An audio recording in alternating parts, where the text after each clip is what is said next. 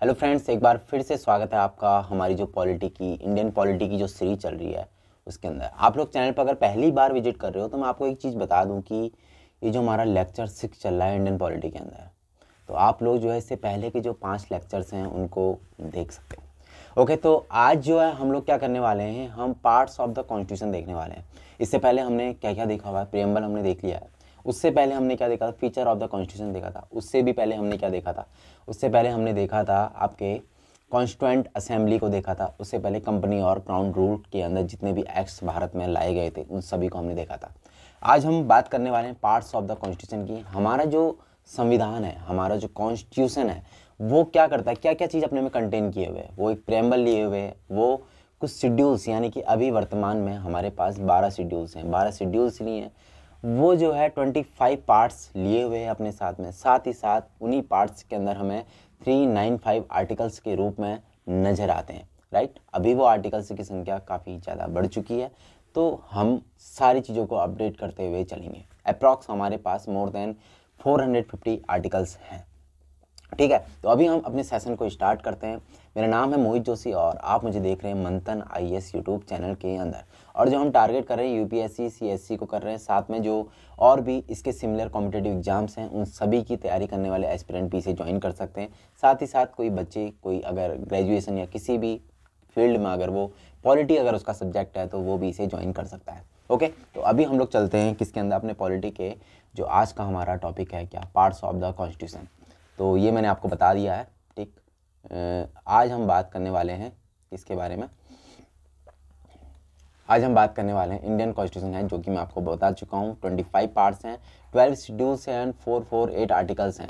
जो हमारा original constitution था, यानी कि 26 जनवरी 1950 के अंदर जो हमने कॉन्स्टिट्यूशन को फ्रेम किया हुआ था, उसके अंदर याद रखिएगा, ध्यान रखिएगा, 22 पार्ट्स थे, 8 शेड्यूल्स थी, राइट, और 448 आर्टिकल्स नहीं थे, आर्टिकल्स थे 395 आर्टिकल्स।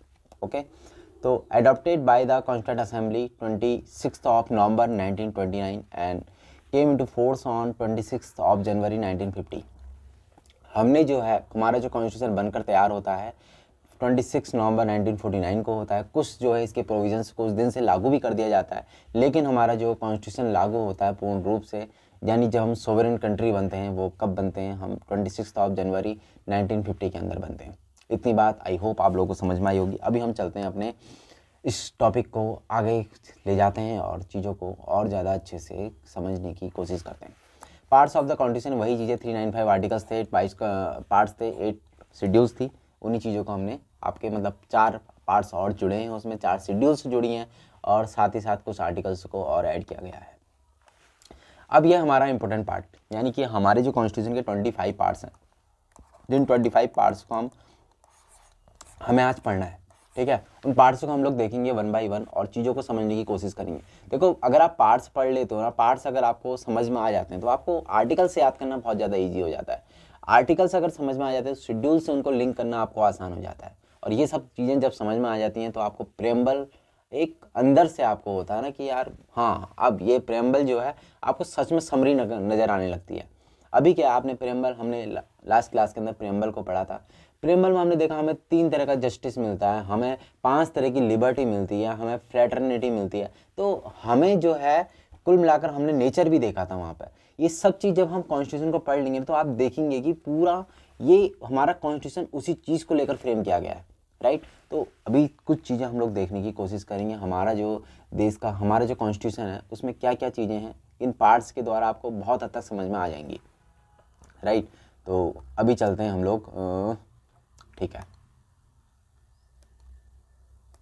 देखो भाई, फर्स्ट पार्ट, हमारा जो फर्स्ट पार्ट है, the union and it's territory. Union यानी कि हमारा जो संघ है और जो क्षेत्र है उसका, हमारा देश और उसका क्षेत्र। हमारा जो आर्टिकल 1 है, आर्टिकल 1 क्या कहता है, India that is Bharat shell be a union of states. ठीक है, शैल be a union of states. क्या क्या क्या मतलब है इसका, इस चीज़ को समझिए।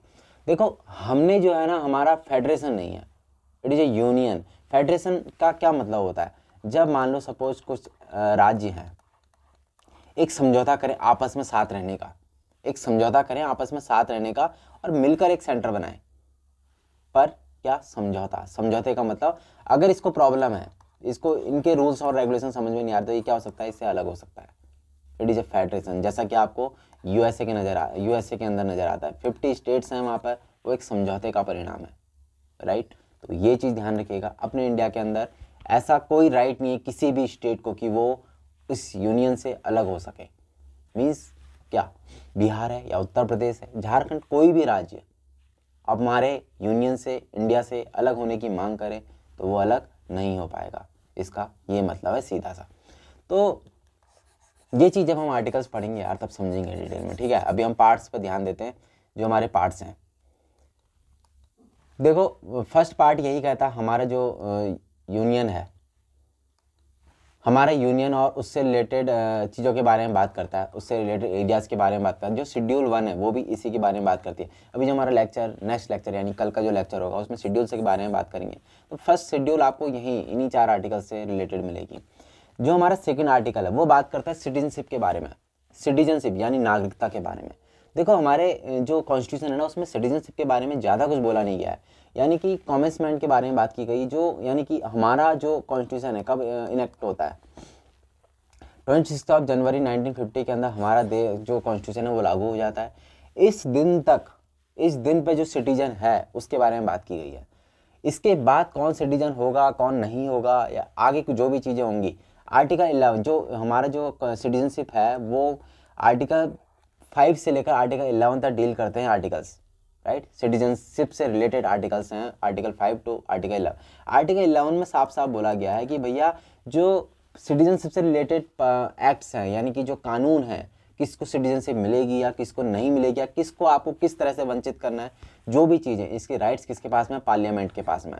इसी में आप देखते हैं आपका सिटीजनशिप एक्ट आता है 1955 के अंदर, अभी रिसेंट में आया था 2019 के अंदर ना। तो ये सब एक्ट कौन जो है आपको किसके पास ये अधिकार है, पार्लियामेंट के पास में है, ऐसा इसमें कहा गया था। और आर्टिकल 5 से 11 में आपको यही देखने को मिलता है, जो लोग भारत से पाकिस्तान चले गए या पाकिस्तान से भारत आए उन लोगों से कैसे जो है सिटीजनशिप छीनी गई है या उनको कैसे सिटीजनशिप दी गई है, उन सब चीज़ों के बारे में बात की गई है सिटीजनशिप वाले पार्ट के अंदर, राइट। जब हम सिटीजनशिप चैप्टर पढ़ेंगे तो भी हम इस चीज़ों को समझेंगे। अभी हम पार्ट्स देख रहे हैं तो उस हद तक ही उनको देखने की कोशिश करेंगे, राइट। तो पार्ट नंबर है थर्ड।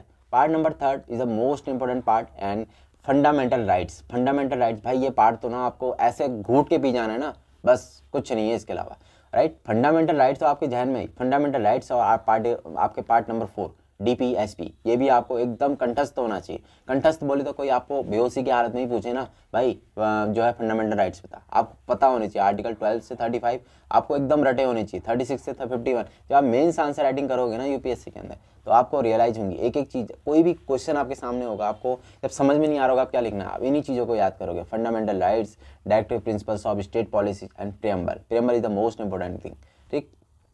तो ये आपको ध्यान रखना है। फंडामेंटल राइट्स क्या है, जुडिशियल ये आपके राइट्स हैं, यानी कि कोई भी अगर राइट्स आपको जो कॉन्स्टिट्यूशन के द्वारा दिए गए हैं अगर उनका पालन हमारे राज्य के द्वारा नहीं किया जाता है तो आप उसके लिए कहाँ जा सकते हो, सुप्रीम कोर्ट उसका गारंटर है। आर्टिकल 32, ठीक है, आर्टिकल 32 भीमराव अम्बेडकर ने इसको क्या बोला है, स्पिरिट ऑफ द कॉन्स्टिट्यूशन बोला हुआ है।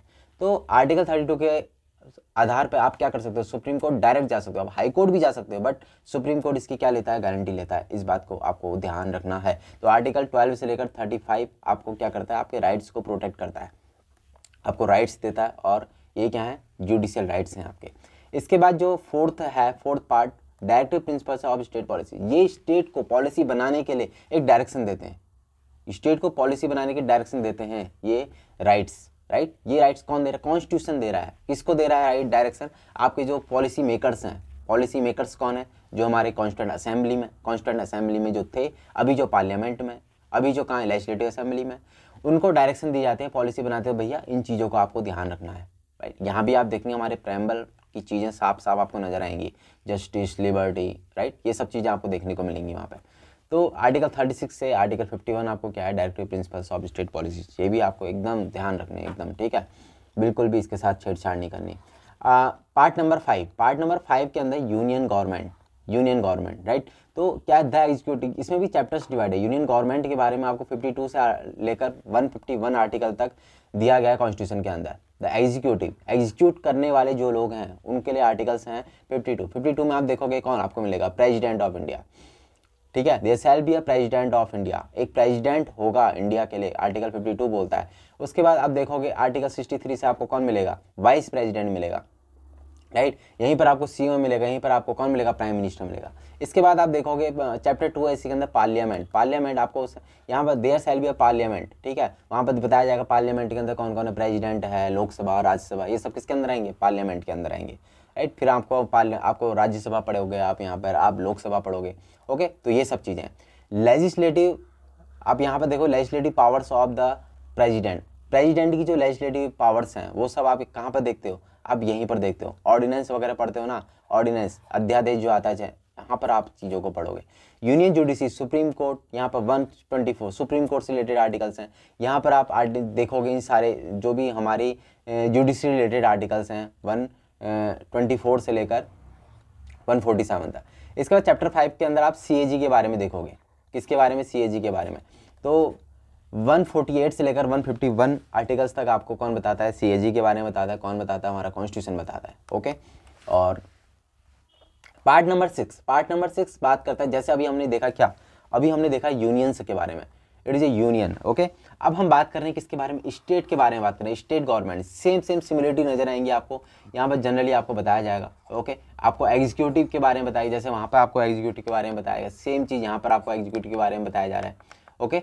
एग्जीक्यूटिव के बारे में बताया जा रहा है, एग्जीक्यूटिव के बारे में कौन है एग्जीक्यूटिव, यहाँ पर आपको गवर्नर, 153 आर्टिकल आपको गवर्नर के बारे में बताएगा, 163 आर्टिकल से आपके कौन शुरू हो जाएंगे, मुख्यमंत्री साहब शुरू हो जाएंगे, चीफ मिनिस्टर, ओके। तो स्टेट लेजिस्लेचर शुरू होता है आपके 168 से लेकर 212, ठीक है, जो हमारी लेजिस्लेटिव असेंबली होती है स्टेट्स की, उनके बारे में यहाँ पर डिस्कशन होगा। उसके बाद जो है legislative powers of the governor, जैसे हम legislative powers of the president पढ़ा था, उसी तरह हम यहाँ पर पढ़ेंगे 213 के अंदर लेजिस्लेटिव पावर्स और गवर्नर्स, जैसे हम वहाँ पढ़ते हैं ना, आप देखोगे आर्टिकल नंबर 111 के अंदर आप प्रेसिडेंट की वीटो पावर्स पढ़ेंगे, वीटो नहीं कहना सही है उसको, बट जैसे आप आगे बढ़ेंगे उसमें तो आपको 200 आर्टिकल के अंदर दिखेगा गवर्नर की वीटो पावर्स दिखेंगी, ओके। तो मेरे को एक क्वेश्चन का आंसर आप कीजिए, मैं अगर जिन लोगों का रिवीजन सेशन चल रहा है, तो किसके पास में ज़्यादा वीटो पावर्स हैं, प्रेसिडेंट के पास में या कि गवर्नर के पास में, ओके। तो ये बताना है। और एक क्वेश्चन और है, जो रिट्स जारी होती हैं, कौन जारी करता है, सुप्रीम कोर्ट और हाई कोर्ट जारी करते हैं ना, तो किसके पास ज़्यादा रिट्स, ज़्यादा एरियाज़ के अंदर रिट्स जो है जारी करने की पावर होती है। 2 क्वेश्चन पूछे मैंने आपसे, प्रेसिडेंट और गवर्नर में जो है किसके पास ज़्यादा वीटो पावर्स होती हैं, साथ ही साथ मैंने पूछा सुप्रीम कोर्ट और हाई कोर्ट में किसके पास जो है ज़्यादा एरियाज़ के अंदर रिट्स जारी करने की पावर होती है, ओके। ये हो गया हमारा क्या, हाई कोर्ट्स के बारे में जब हम पढ़ेंगे तो पढ़ते हैं 214 से लेकर 232 के अंदर सबऑर्डिनेट कोर्ट्स, यानी कि जो हाई कोर्ट्स के अधीन जो कार्य करते हैं, हाई कोर्ट के जो सबऑर्डिनेट्स होते हैं, ठीक है, वो हम पढ़ेंगे 233 से लेकर 237 के अंदर, ओके। इतना, किसी को कोई भी डाउट हो तो आप कमेंट सेक्शन में, आपका स्वागत है। अभी हम बात करते हैं पार्ट नंबर 7 के अंदर। पार्ट नंबर 7 क्या है, रिपील्ड बाय द कॉन्स्टिट्यूशन। देखो क्या है ना, पार्ट 7 के अंदर क्या था, पार्ट 7 के अंदर 4 टाइप के जो है स्टेट थे, ए कैटेगरी थी, बी कैटेगरी थी, सी कैटेगरी थी और डी कैटेगरी थी, 4 कैटेगरी के स्टेट थे। और बी कैटेगरी में क्या था ना, यहाँ प्रिंसली स्टेट्स थे, और बी कैटेगरी को रखा गया था कहाँ पर, ये आपके 7th वाले जो पार्ट है इसके अंदर, इसमें प्रिंसली स्टेट थे। इसको बाद में एनेक्स कर लिया गया था, जैसा कि आपको पता है, आप ऑपरेशन पोलो भी इसी के थ्रू चलाया गया था। यहाँ पे 552 जो देसी रियासतें थी, ठीक है, उन सबके माने जो रह गई थी, उन सब चीज़ों को यहाँ पर कैटेगरीज में बांटा गया था, राइट, ये बी वाले के अंदर।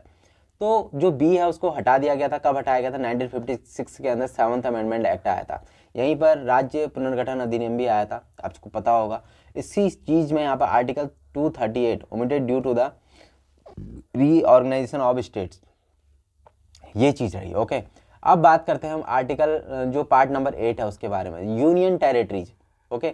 यूनियन टेरिटरीज में हमारी यूटीज आती है, हमारी यूटीज में जो 239 आर्टिकल्स है, ये यही बताता है कि आपके विधानसभाओं के बारे में, है ना।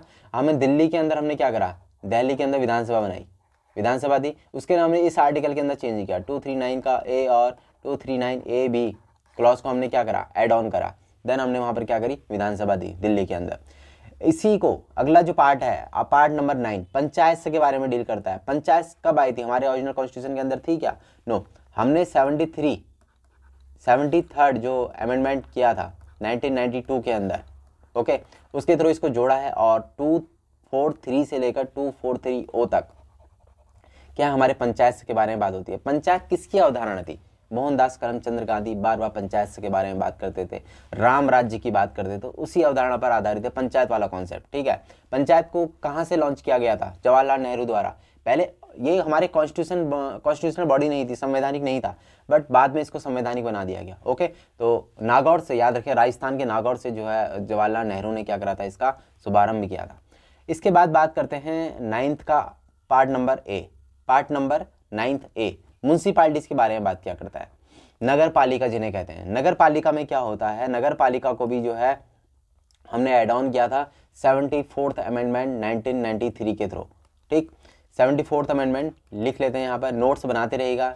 74th अमेंडमेंट 1993 के थ्रू हमने इसको ऐड ऑन किया था। और इसके लिए जो डील करते हैं इससे आर्टिकल 243 पी से लेकर 243 जेड जी तक आर्टिकल्स म्यूनसिपालिटीज से रेट करते हैं। जहाँ पर आपको ए दिख जाए ना, कैपिटल ए, कैपिटल बी, जो भी आपको कैपिटल लेटर दिख जाए, ये समझ जाइए सीधा ये क्या हुए हैं, ये ऐड ऑन हुए हैं अमेंडमेंट के द्वारा, इनको बाद में ऐड किया गया है। ये चीज़ आपको ध्यान रखनी है, ओके। अगली बात करें हम पार्ट नंबर 9th बी की, कोऑपरेटिव सोसाइटी से डील करता है 243ZH 243ZT तक, ओके। देन हम पार्ट नंबर 10 की बात करते हैं, शेड्यूल्ड एंड ट्राइबल एरियाज, काफ़ी ज़्यादा क्रूशियल जो मामला है, इसको अच्छे से पढ़िएगा, बहुत इंपॉर्टेंट है। 244 से लेकर 24A तक जो है ये आपको आर्टिकल्स डील करते हैं कॉन्स्टिट्यूशन के अंदर। इसके बाद बात करते हैं हम जो हमारा अगला पार्ट है, part number 11। Part number 11 relation between the union and states. Union यानी कि हमारा संघ और स्टेट्स क्या राज्य, ये कोऑपरेटिव फेडरलिज्म को लेकर बहुत ज़्यादा इंपॉर्टेंट है। और क्वेश्चन यहाँ से डायरेक्ट पूछे जाते हैं, मुद्दा भी है। अभी जो है काफ़ी ज़्यादा इस पर क्या चल रहा है, बहस भी चल रही है काफ़ी ज़्यादा इस पर। आप चाहे हिंदू पे देखें, चाहे आप कहीं पे देखें, आपको बहुत सारे एडिटोरियल्स दिख जाएंगे ना। अभी हम जो है हमारे कोऑपरेटिव फेडरलिज्म का बहुत बड़ा एग्जांपल है, जो रिलेशंस हैं यही तय करते हैं कि हमारा कोऑपरेटिव जो फेडरलिज्म है, यानी कि सहकारी संघवाद जो है हमारा, वो स्ट्रांग हो रहा है कि वीक हो रहा है। ये चीज़ कौन बताता है? ये रिलेशन से ही बताते हैं। ये रिलेशन स्ट्रांग होंगे तो क्या होगा, आपका कोऑपरेटिव फेडरलिज्म क्या होगा, स्ट्रांग होगा। रिलेशन कमजोर होंगे तो क्या होगा, दिक्कतें होंगी, कोऑपरेटिव फेडरलिज्म क्या हो जाएगा, वीक हो जाएगा। ये चीज़ आपको नोट करनी है। चैप्टर 1 इसके अंदर हमें 3 तरह के रिलेशंस देखने होते हैं, लेजिस्लेटिव रिलेशंस, एडमिनिस्ट्रेटिव रिलेशंस और finance, property and contract suits, ठीक है। यानी फाइनेंशियल रिलेशन सीधा इसको आप कह सकते हो। तो इसके लिए आर्टिकल, लेजिस्लेटिव रिलेशंस के लिए आर्टिकल डील कर रहे हैं 245 से 255, एडमिनिस्ट्रेटिव 256 से लेकर 263 और फाइनेंशियल रिलेशंस 264 टू 308। यहाँ पर देखिए 308 याद है आपको क्या करा था हमने? 44th अमेंडमेंट, जो 44th अमेंडमेंट किया था 1978 के अंदर मोरारजी देसाई सरकार के अंदर, हमने क्या करा था, जो हमारा फंडामेंटल राइट था 31 के अंदर हमने क्या रखा था, राइट टू प्रॉपर्टी, इसको हटाकर क्या कर दिया गया, 300A के अंदर डाल दिया गया। उसको आपके फंडामेंटल राइट से कहाँ डाल दिया गया, लीगल राइट्स के अंदर डाल दिया गया। लीगल राइट यानी अब गारंटीड आपका जो है ये क्या राइट नहीं है, ठीक है, गारंटीड राइट नहीं है आपका, ये हटा दिया गया 74th अमेंडमेंट के अंदर। अमेंडमेंट तो कर सकते हैं ना, हमने देखा था हमारे कॉन्स्टिट्यूशन के अंदर अमेंडमेंट कर सकते हैं। 368 आर्टिकल पूरा एक सेपरेट पूरा पार्ट भी है, अभी हम देखेंगे आगे। 368 आर्टिकल अकेला आर्टिकल और उस पर पूरा पार्ट है, पूरा कॉन्स्टिट्यूशन अमेंडमेंट इसमें होता है। कहाँ से लिया हमने? साउथ अफ्रीका से अडॉप्ट किया है इस चीज़ को। तो ये सब चीज़ें हैं। अभी हम लोग चलते हैं आगे जो पार्ट नंबर 13 के अंदर। पार्ट नंबर 13 है trade commerce intercourse with in the territory of India, ठीक है। आर्टिकल 301 से लेकर 307 तक डील होता है। ट्रेड कॉमर्स जो भी होता है उन सब चीज़ों से बातें होंगी कहाँ पर, आपके 301 से लेकर 307 तक। पार्ट नंबर 14 बोलते हैं services under the union and the states, जो भी सर्विसेज हैं, it is a favourite part, ठीक है, इंपॉर्टेंट पार्ट है ये। तो सर्विसेज अंडर मतलब जो भी आपके ऑल इंडिया सर्विसेज होती हैं उन सबसे रिलेटेड ये आर्टिकल्स हैं 308 से लेकर 323, ठीक। इसमें आपको अगला जो आपका इसी के अंदर एक 14th ए जो इसको अमेंडमेंट करके यहाँ पर ऐड किया था, इसके अंदर चैप्टर 1 के अंदर हम लोग देखेंगे जो सर्विसेज हैं, इसमें जो आर्टिकल्स हमें डील करने हैं वो 308 से लेकर 314 तक।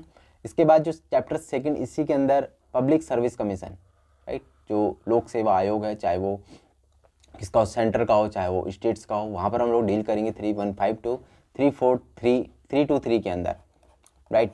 तो अगला जो हमारा पार्ट है वो है पार्ट नंबर 15 एंड इलेक्शन।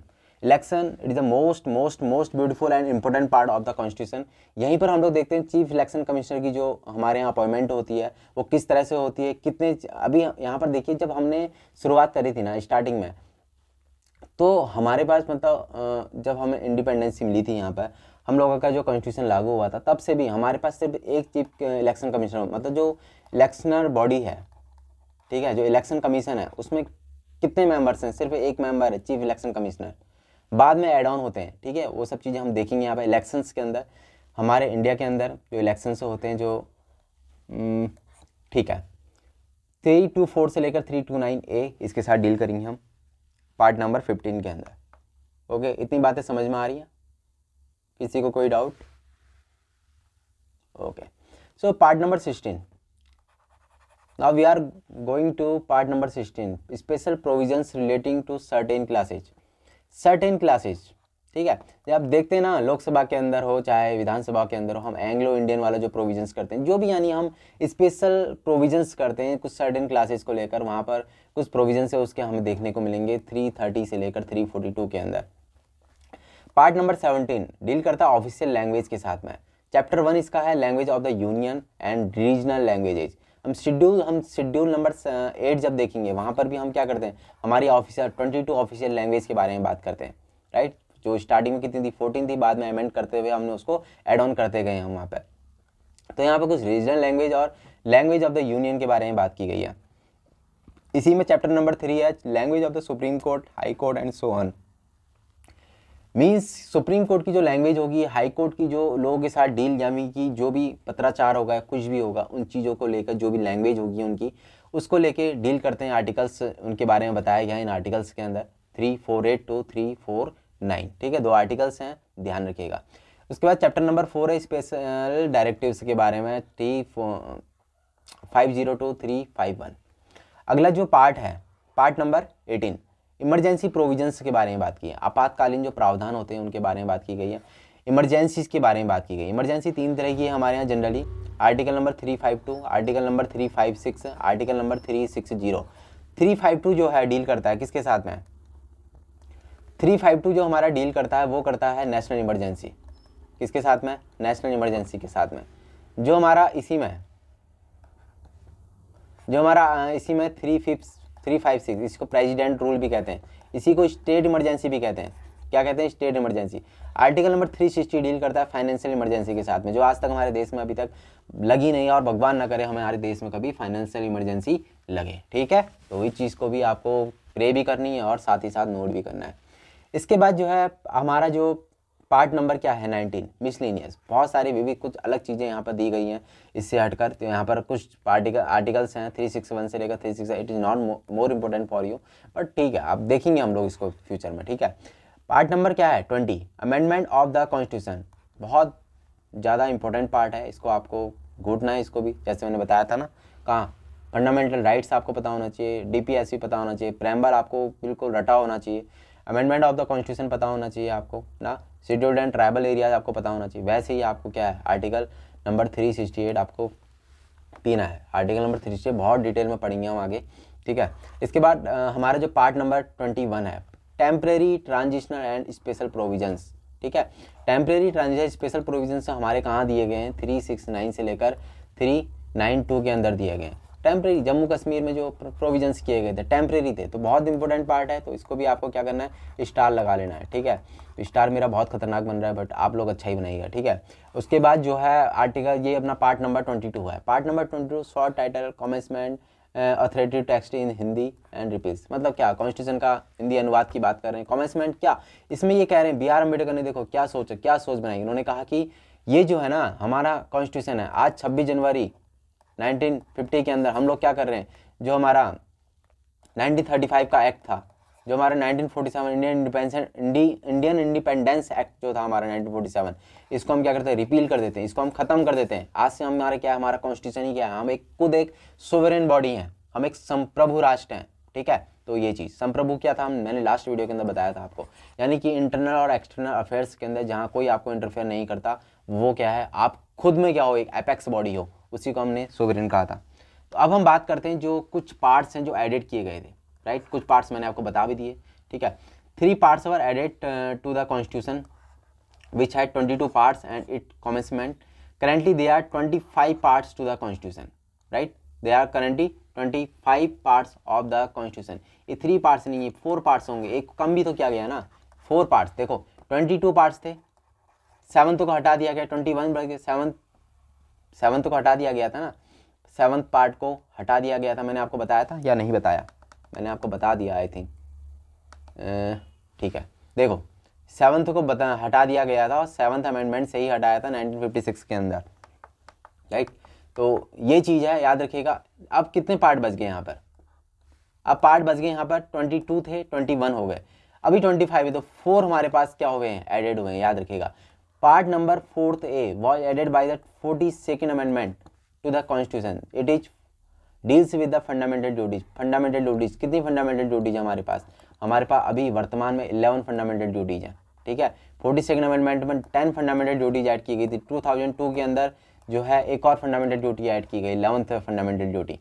तो अगला जो पार्ट है, part number 14A was also added by the 42nd amendment. तो पार्ट 9A नहीं sorry part 4A and part 14A जो है किससे ऐड हुए हैं? 42nd अमेंडमेंट से हो गए, याद रखिएगा, ध्यान रखिएगा। तो ये किससे रिलेटेड है? ट्राइब्यूनल से रिलेटेड है, इंपॉर्टेंट है। ट्राइब्यूनल आपको एनजीटी के नेशनल ग्रीन ट्राइब्यूनल से एडीसी के बारे में बहुत सारे क्वेश्चंस पूछता रहता है, ठीक है।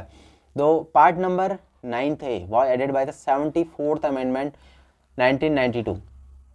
म्यूनसिपालिटीज बताया था आपको, कौन सा जो 73 हुआ था अमेंडमेंट, उसमें क्या पंचायत के बारे में बात की गई।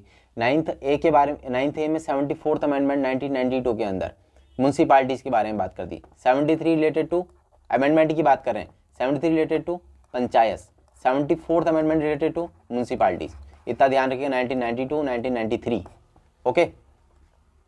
Part 9B was added by the 97th Amendment Act 2011 deals with the cooperative society। Cooperative societies को ऐड किया गया था किस जो है अमेंडमेंट के थ्रू? 97th अमेंडमेंट 2011 के थ्रू, और ये पार्ट है कौन सा? 9th B, ध्यान रखना है।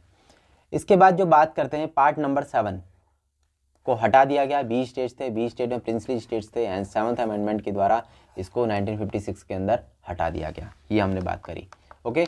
तो अभी थैंक यू कहने का समय आ गया है, और इस क्लास के बाद हम लोग जो हमारी नेक्स्ट क्लास होगी उसमें हम शेड्यूल्स हैं हमारी 12 शेड्यूल्स, उनको तो बड़ा सा जो है अच्छे से देखने की कोशिश करेंगे। एंड सो ठीक है, मिलते हैं अगली क्लास के अंदर। अगर चैनल पर नए हो, क्या करना है पता है ना, सब्सक्राइब करना है, अपने दोस्तों के साथ शेयर कीजिए इसको, एंड साथ ही साथ पढ़ते रहिए, रिवीजन करते रहिए। रिवीजन बहुत ज़्यादा इंपॉर्टेंट है, ऐसा नहीं कि यार पढ़ते रह रहे हैं बट रिवीजन नहीं कर रहे हैं, कोई फ़ायदा नहीं होगा, फिर आपको दोबारा से पढ़ना पड़ेगा। रिवीजन इज मोस्ट इंपॉर्टेंट, ठीक है। तो ध्यान रखिएगा, ठीक है। मिलते हैं अगली क्लास में, तब तक अपना ख्याल रखिए। That's it.